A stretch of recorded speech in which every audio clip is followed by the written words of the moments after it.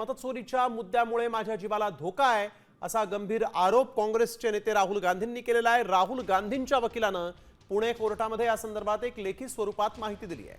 2024 मधील लोकसभा निवडणुकीत झालेल्या मतचोरीचा मुद्दा उपस्थित केल्यामुळे माझ्या जीवाला धोका असल्याचं राहुल गांधींनी म्हटलंय।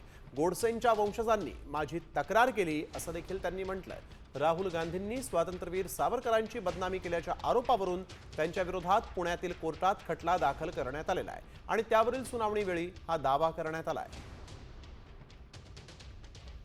बीजेपी लीडर तरविंदर सिंह मारवा यांनी राहुल गांधी बाज आजा नहीं तो आने वाले टाइम में तेरी भी वही हालत होगी जो तेरी दादी का हाल हुआ था, हे सगळ्या प्रकारचे धमके देऊन झालेत। परवाई पोलीस स्टेशनला उचलून घेऊन गेले। ह्या सगळ्या गोष्टींमधून आंदोलन जे काही उभं केलं मतचोरीचं अनेक लोक नाराज असण्याची शक्यता नाकारता येत नाही आणि म्हणून त्या भावनेतून तसं महात्मा गांधींची हत्या झाली। यांचा काहीतरी दागा फटका होऊ नये किंवा होऊ शकतो, पण ह्या गोष्टी ह्या न्यायालयाच्या निदर्शनास कुठेतरी यायला पाहिजे। त्या न्यायालयीन प्रक्रियेमधून अर्ज आम्ही दाखल केलाय। आता isakal.com आहे देशातील नंबर 1 ची मराठी न्यूज वेबसाईट। प्रत्येक अपडेटसाठी isakal.com ला नक्की भेट द्या।